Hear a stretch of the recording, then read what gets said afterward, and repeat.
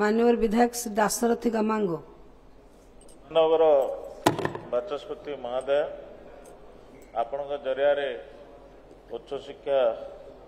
विभाग मंत्री को जानवा को चाहूँगी जे गजपति जिले में गोटे भी आमर यूनिवर्सिटी कॉलेज हो पारे तेणु गजपति जिलार आमर कृष्णचंद्र महाराज कॉलेज को आशा और विश्वास करुचे मंत्री बहुत भल परफॉर्मेंस भी करुछंती भल व्यक्ति भी जड़े तेणु आम जिला को कृष्णचंद्र महाराज गजपति ना जो नामित अच्छी तांकर अवदान ओडिशा भारत वर्ष यथेष्ट अच्छी तेणु से गजपति महाराजा कृष्णचंद्र गजपति कॉलेज को यूनिवर्सिटी मान्यता देवाई माननीय मंत्री प्रस्ताव रखिबे। माननीय मंत्री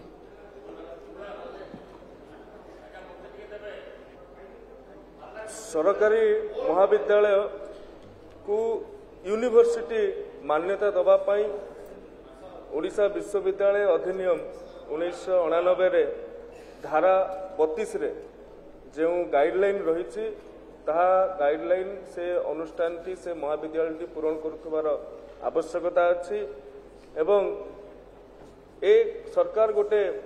जो अधिसूचना रही से धारा 32 रे जेकोसी विश्वविद्यालय आंचलिकता अधिकार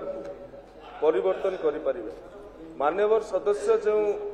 आग्रह प्रकाश करिसंती ताहा एक निश्चित भाव में ऐतिह्य संपन्न महाविद्यालय एवं कृष्णचंद्र गजपति महाराज ओडिशा को जो अवदान रही